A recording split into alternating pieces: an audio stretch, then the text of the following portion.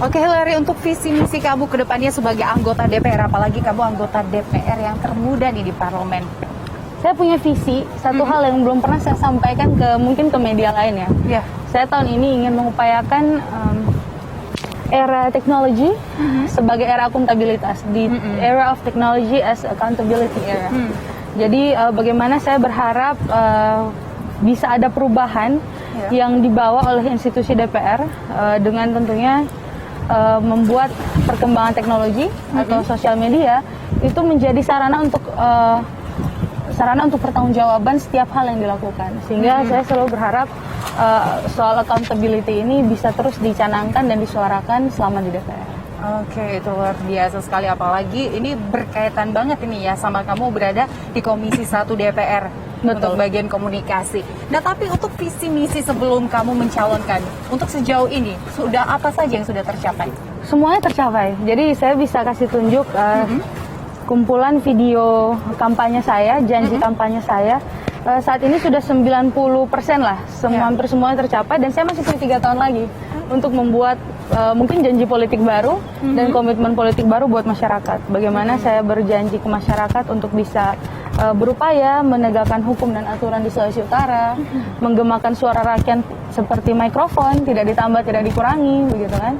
Dan saya membuat program beasiswa, itu semuanya kejadian. Dan masyarakat Sulut tahu belum ada sampai sekarang janji politik saya yang sudah gagal dilaksanakan gitu. Jadi saya masih punya waktu 3 tahun lagi, bahkan 2 tahun lagi mungkin, untuk bisa menyelesaikan 10% dari 100% janji politik saya. Oke, luar biasa. Hillary yakin bahwa janji politiknya sudah terrealisasi. Betul. Bahkan ada sisa waktu untuk membuat janji politik yang baru. Ya, kita agak mundur ke belakang, Hillary. Tadi soal ayah kamu yang mantan dari narapidana koruptor. Nah, itu kan dari bentuk kriminalisasi. Menurut saya. Kamu takut nggak akan mendapatkan hal tersebut lagi ketika kamu ini bisa dikatakan melawan arus? Saya sudah sempat bilang ke masyarakat bahwa di Indonesia ini, menurut teori politik yang saya kembangkan sendiri, sebenarnya orang yang bertahan lama di dunia politik Indonesia adalah mereka yang mengikuti arus dan mengarahkan arus.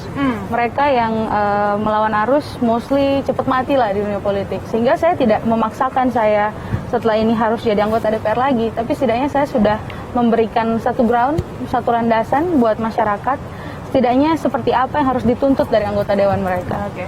Mungkin ini menjadi salah satu ya, akhirnya kamu sempat viral dan meminta kepada untuk adanya perlindungan ajudan anggota TNI. Jadi saya mengawal kasus narkoba dan juga satu kasus tambang besar di Sulawesi Utara yang ya menurut rumor lah sudah memakan korban jiwa orang terdekat saya, begitu kan. Tapi sampai saat ini hasil otopsinya juga belum keluar hasil, jadi saya juga entah mau harus bilang apa. Dan saya banyak sekali mengawal kasus di kepolisian, mengawal kasus laporan masyarakat di kepolisian, bisa dicek di Instagram saya. Jadi ketika saya bicara soal kasus narkoba, bicara soal kasus tambang, itu kan saya kadang berpikir ya, saya harus menjaga hubungan baik dengan kepolisian, dan tetapi juga menjaga profesionalitas saya, sehingga saya melihat bukan yang pertama loh punya ajudan TNI. Jadi saya pengen punya ajudan TNI. Saya bisa menunjuk kepala-kepala daerah yang sudah sejak lama pakai ajudan TNI. Gitu. Jadi bukan baru sekarang. Jadi menurut kamu kenapa kamu bisa viral? Padahal sebenarnya untuk meminta ajudan TNI itu seperti yang kamu katakan sudah itu biasa.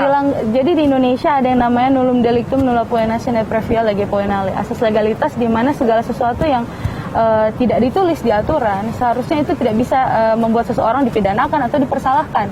Itu yang saya selalu tanamkan dalam hati, sehingga Pak Sufmi Dasko, ketua ketua DPR RI kemarin sampai bilang tidak ada yang salah dari kata-kata dia. Anggota DPR RI punya hak protokoler dan menurut dia sah-sah saja, sehingga saya viral pun saya tidak tahu kenapa. Jadi bicara etis tidak etis, itu yang selalu jadi senjata buat saya, karena setiap langkah saya sudah pertimbangkan tidak boleh melanggar hukum kan. Sehingga sekarang selalu senjata lawan politik itu urusan etis tidak etis. Itu urusan etis tidak etis, dan kamu yakin kamu tidak melanggar hukum tersebut. Tapi kan kamu punya tim nih, Hillary ya. Kamu ini sangat sangat kenceng untuk bersuara. Kamu tidak takut sama sekali untuk melawan arus tersebut dan tidak berharap juga nanti ke depannya harus duduk di dunia politik juga. Nah, untuk tim kamu banyak yang takut gak sih dengan sikap kamu yang seperti ini? Jadi basically yang menyarankan saya untuk meminta perlindungan dan ajudan dari luar institusi kepolisian adalah tim saya. Oh, justru mereka yang khawatir? Benar, mereka yang pertama kali menyuarakan karena memang mereka pernah mau dibakar di dalam mobil ketika menyelamatkan seorang ibu hamil yang disekap di Sulawesi Utara. Jadi ya memang saya tidak bisa bilang enggak, mereka sangat-sangat khawatir, jantung mereka mungkin berdebar terus ketika kita sedang memperjuangkan hal-hal sensitif. Tapi mungkin sambil duduk aja kali ya, mulai pegal. Itu disekap di dalam mobil, itu gimana sih ceritanya? Ya, jadi memang keluarganya mungkin nggak setuju ya sama keputusan ibu ini yang ingin menikah dengan orang yang tidak disetujui keluarga. Jadi kemudian untuk melarang ibu ini bertemu dengan pacarnya atau dengan calon suaminya ini, dia kan karena dia hamil di luar nikah, itu dikurung sama keluarganya dan akhirnya dia cuma dikasih pegang HP doang. Dia udah beberapa kali telepon SPKT tapi udah malam banget waktu itu dan belum diangkat. Jadi dia tag saya di IG minta tolong, Bu, tolong saya disekap gini. Udah sampai, karena masyarakat Sulut udah banyak yang tahu. Jadi kalau ketika mereka merasa ada yang bisa dilaporkan, mereka akan melapor saya. Katanya saya dikurung di ruangan cuma pakai kursi plastik, belum dikasih makan. Saya cuma mau pergi lari ketemu, mau nikah aja sama calon saya gitu. Saya kan udah 26 tahun, Bu. Masa saya masih disekap orang tua begini? Itu kan udah melanggar hak saya gitu.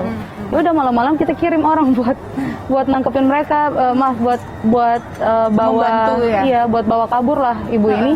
Kita manggil dari Dinas PPA dan juga dari kepolisian. Saat itu juga, malam itu juga, sehingga kita bersama tim polisi langsung membawa kan. Nah, di dalam tim saya ini di dalam mobil bersama ibu ini. Katanya ya mau dibakar lah, udah itu masa dari datang pihak bawa obor. keluarganya yang datang untuk membakar. Jadi gitu? keluarganya ini udah sangat orang terpandang di sana, orang terpandang yang tidak rela anaknya mungkin menikah dengan pria yang tidak disetujui ya. Jadi akhirnya semua keluarga dari kampung-kampung itu ya langsung turun semua bawa obor. Bilang kita terlalu ikut campur urusan keluarga, padahal itu kan hak asasi manusia. Dan akhirnya kasus itu seperti apa? Akhirnya selesai, ada di Instagram saya, selesai dan yang bersangkutan sudah diberikan izin untuk melanjutkan hidupnya ya, dan diminta oleh pihak kepolisian juga sudah memberi peringatan kepada pihak keluarga kalau melakukan lagi mereka akan tindak tegas.